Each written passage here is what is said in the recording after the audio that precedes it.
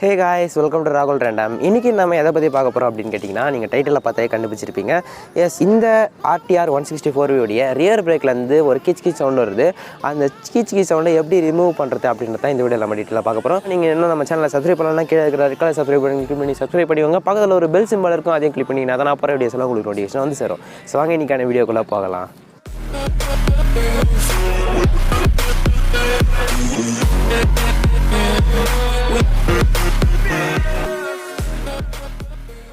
நிறைய பேர் வந்து இந்த RTR 164 உடைய கமெண்ட் செக்ஷனில் நிறைய பேர் கேட்டிருக்க ரிப்பீட்டடாக கேட்கப்பட்ட ஒரு கொஸ்டினுக்கான ஆன்சரை இந்த வீடியோவில் நம்ம இன்றைக்கி பார்க்க போகிறோம். ஸோ அது என்ன கொஸ்டின் அப்படின்னு கேட்டிங்கன்னா, ரியர் பிரேக்லேருந்து வந்து கீச்சு கீச்சுன்னு ஒரு சவுண்டு வருது அப்படின்றதான் சொல்லிட்டு இருக்காங்க.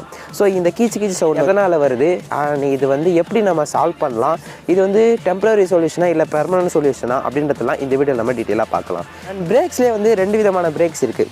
ஸோ ஃபஸ்ட்டு வந்து டிஸ்க் பிரேக்ஸ் அண்ட் ரெண்டாவது வந்து நீங்கள் அங்கே ஒரு வண்டி பார்க்குறீங்க ஸ்கூட்டி. ஸோ அதில் வந்து ரெண்டுமே ட்ரம் பிரேக்ஸ் தான் இருக்குது. ஸோ ஃபஸ்ட்டு நம்ம ட்ரம் பிரேக்கை விட்டுருங்க. ஸோ ட்ரம் பிரேக் வந்து இந்த இப்போ நம்ம பார்க்கலாம், டிஸ்க் பிரேக் தான் இப்போ பார்க்குறோம். பிகாஸ் இதில் தான் அந்த இஷ்யூ சொல்கிறாங்க. அண்ட் அதுவும் குறிப்பிட்டு இந்த பைக்கில் தான் சொல்கிறாங்க. அதுவும் ரியர் பிரேக்கில் தான் நிறைய பேர் சொல்லிட்டு இருக்காங்க ஃப்ரண்ட் பிரேக்கை விட.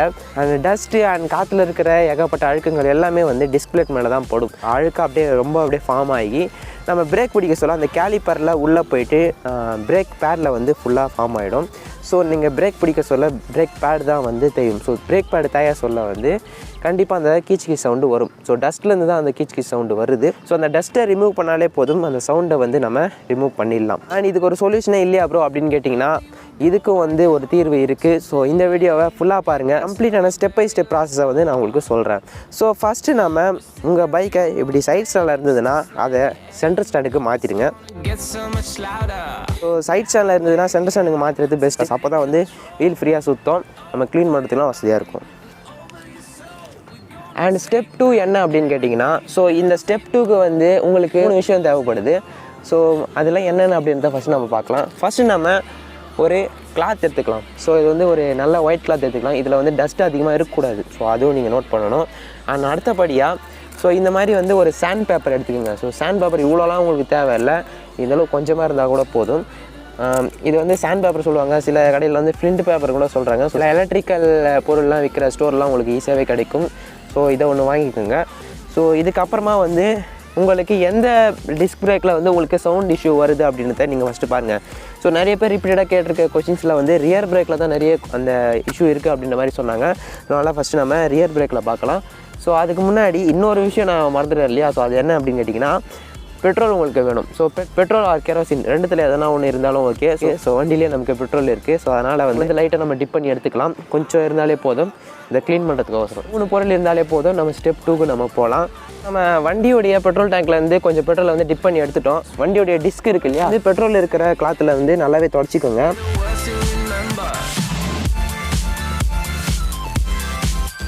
நீங்கள் பார்க்கலாம் இவ்வளோ டஸ்ட்டு வந்திருக்குன்னு. ஸோ இவ்வளோ டஸ்ட்டுமே வந்து டிஸ்க் பிளேட்டில் மட்டும்தான் இருக்குது. அண்ட் அதே மாதிரி ரியர் சைட்லேயும் அதே மாதிரி லைட்டாக தொடச்சிருங்க. ரெண்டுமே தொடச்சாச்சு. அண்ட் அதுக்கு அடுத்தபடியாக நம்ம இந்த சாண்ட் பேப்பர் வாங்கணும் இல்லையா. ஸோ இந்த சாண்ட் பேப்பர் யூஸ் பண்ணி டிஸ்கோடைய ஒரு சைடை ரப் பண்ணிடலாம்.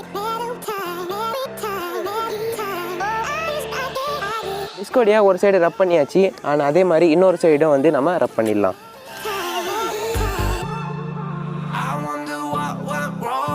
இப்போ வந்து ரெண்டு சைடுமே நம்ம வந்து சாண்ட் பேப்பர் யூஸ் பண்ணி ரப் பண்ணியாச்சு. அண்ட் ரப் பண்ணதுக்கு அப்புறமா வந்து லைட்டாக கிராச் விழுந்த மாதிரி இருக்கும். ஸோ அது வந்து சாண்ட் பேப்பரை வச்சு ரப் பண்ணதால தான், அது வேறு ஒன்றும் இல்லை. சாண்ட் பேப்பர் வச்சு ரப் பண்ண சொல்ல சாண்ட் பேப்பரில் இருக்கிற டஸ்ட்லாம் இருக்கு இல்லையா, அதெல்லாம் வந்து ஃபுல்லாக ஃபார்ம் ஆகிருக்கும். அண்ட் ரப் பண்ண டஸ்ட்லாம் இருக்கும். ஸோ அதெல்லாம் வந்து இப்போ நம்ம க்ளீன் பண்ணோம். அதுக்கு நார்மலாக பெட்ரோல் வந்து டிப் பண்ணாத இடத்துலேருந்து வந்து நம்ம க்ளீன் பண்ணிடலாம்.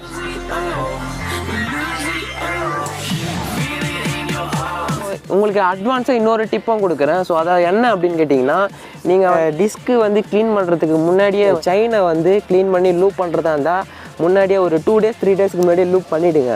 பிகாஸ் எதுக்கு அதை பண்ண சொல்கிறேன் அப்படின்னு கேட்டிங்கன்னா, இங்கே செயின் இருக்குது இல்லையா. ஸோ செயின்லேருந்து வர அந்த டஸ்ட் பார்ட்டிகல்ஸே வந்து மேலே டிஸ்க் மேலே படும். ஆனால் அதுவும் இல்லாமல் பிரேக்கில் சவுண்டு வரது இதுக்கான காரணமாகவும் இது அமையுது.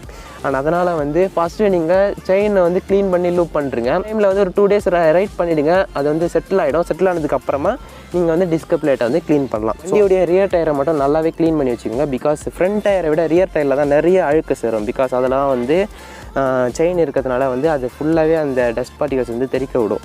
ஸோ அதனால் வந்து ரியர் டயரை மட்டும் அடிக்கடி க்ளீன் பண்ணுங்கள். இப்போ நம்ம ரியர் டிஸ்கை வந்து க்ளீன் பண்ணி முடிச்சாச்சு. ஸ்டெப் 3 என்ன அப்படின்றத அடுத்து நம்ம சொல்லலாம்.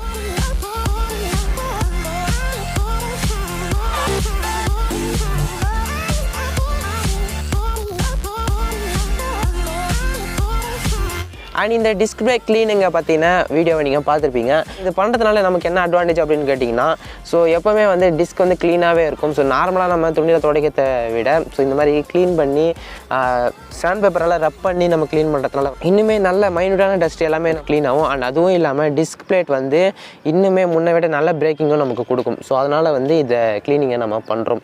பிரேக் பேடும் இருக்கு இல்லையா, ஸோ அதையும் வந்து நம்ம ஒவ்வொரு வாட்டியும் 10,000 கிலோமீட்டர்ஸுக்கு ஒன்ஸ் நீங்கள் வந்து பிரேக் பேடை வந்து மாற்றலாம். ஸோ இந்த ப்ராசஸை வந்து நீங்கள் மந்த்லி பேசிஸ்லேயும் நீங்கள் பண்ணலாம். அதாவது நீங்கள் செயின் லூப் பண்ணுற ஒவ்வொரு வாட்டியும் வந்து ஒரு 3 நாள் கழிச்சு இதை ஒரு ப்ராசஸையும் நீங்கள் பண்ணிடலாம்.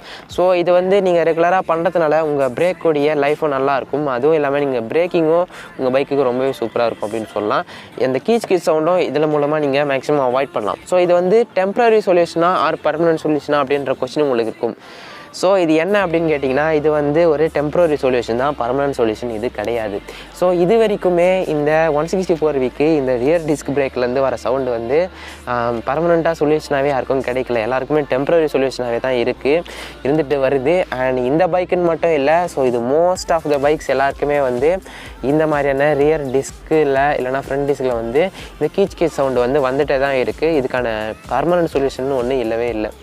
அதனால் வந்து இதுக்கான டெம்பரரி சொல்யூஷன் இருக்குது. ஸோ அதை வச்சு நீங்கள் கொஞ்ச நாள் மேனேஜ் பண்ணலாம். ஒரு மந்த்லி நீங்கள் வந்து அதை சரி பண்ணிகிட்டே தான் இருக்கணும். ஸோ அப்போ தான் வந்து உங்களுக்கு நல்ல லைஃப் கிடைக்கும். ஸோ உங்களுக்கும் வந்து ஒரு பைக்கில் வந்து ஒரு சின்ன ஒரு விஷயத்தை கற்றுக்கின மாதிரி இருக்கும் இல்லையா. ஸோ அதனால் வந்து இதை வந்து நீங்கள் உங்கள் வீட்டிலே கூட பண்ணலாம், ஒரு பெரிய விஷயமே இல்லை. ஸோ வெளியே கொடுத்தாலும் அதுதான் பண்ண போகிறாங்க, அதை நீங்கள் வீட்டிலே பண்ணிடலாமே, உங்கள்கிட்ட இருக்கிற பொருளை வச்சே பண்ணிடலாம். அண்டு இப்போ நம்ம லைட்டாக ஒரு ஷார்ட் ஸ்பின்னு போகலாம். முன்னே வந்து ரொம்பவே கீச்சு சவுண்டு வந்துட்டு இருந்தது. பட் அன்ஃபார்ச்சுனேட்லி அதை என்னால் ரெக்கார்ட் பண்ண முடியல. பிகாஸ் வந்து 1 வீக்குக்கு முன்னாடி தான் வந்து நான் க்ளீன் பண்ணேன். உங்களுக்காக தான் வந்து இன்னொரு வாட்டி க்ளீன் பண்ணி டெமோ காமிச்சேன். அண்ட் இப்போ நான் உங்களுக்கு சும்மா ஒரு ரவுண்ட் எடுத்துன்னு காட்டுறேன்.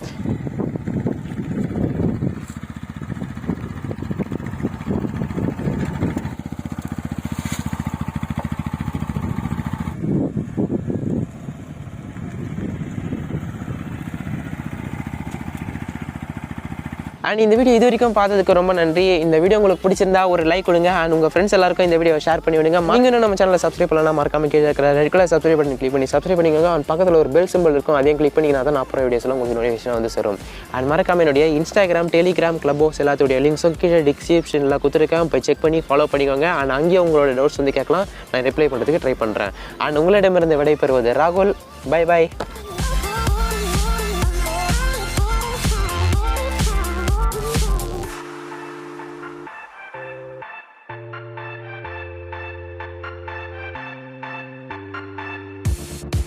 Now we